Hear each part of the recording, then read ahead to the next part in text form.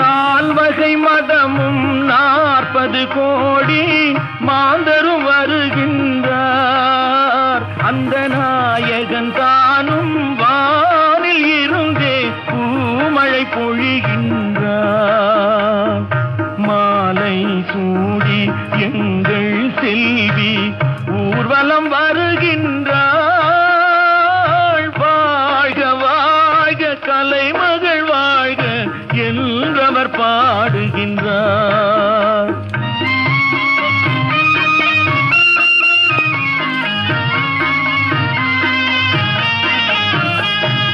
ஒளிமயமான எதிர்காலம் என் உள்ளத்தில் தெரிகிறது.